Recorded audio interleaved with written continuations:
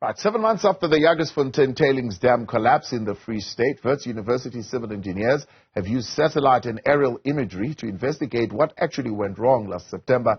The report indicates poor engineering practices. And for more on this, we're now joined by Meshack Mbangula, the National Coordinator for the Mining Affected Communities United in Action. Of course, he has been looking at this matter with us since that dam burst. But Mbangula, good to have you.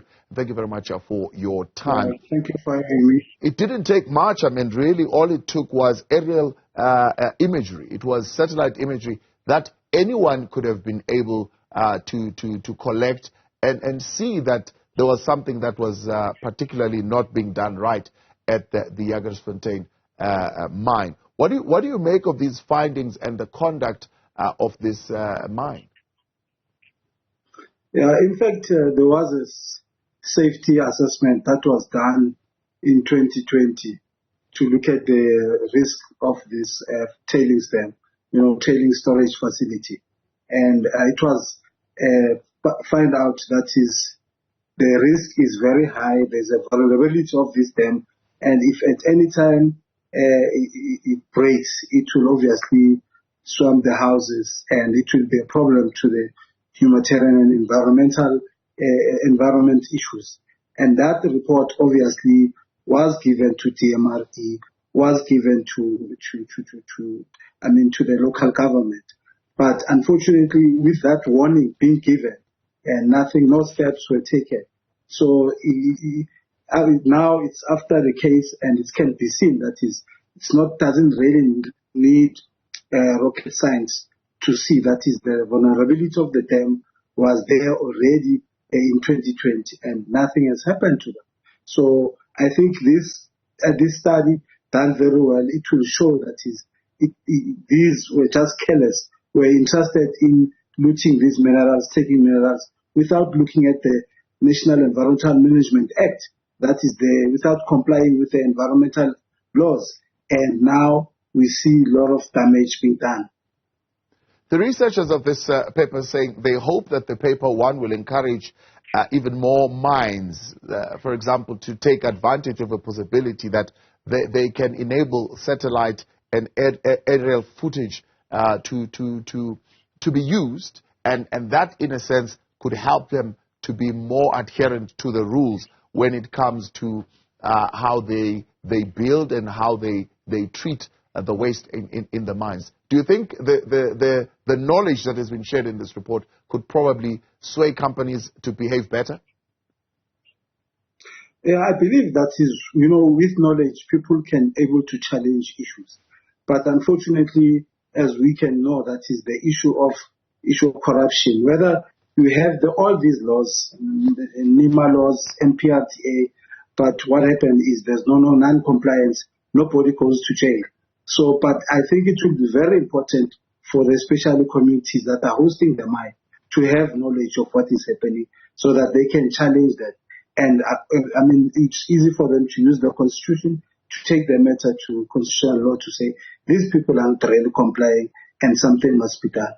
Unfortunately, we are dealing with somebody who's they've got money and they corrupt the officials, which is give us a very serious problem. But I believe that the technology is very good for us to be able to challenge from an informed base.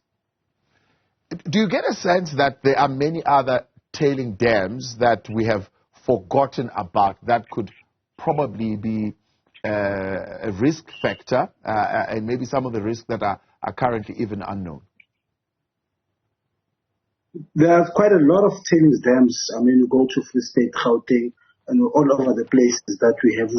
South Africa have got a lot of, more than 7,000 of these tailings dams. And the problem is that the mines go back without following the laws that needs to make sure that you comply with Assessment Act.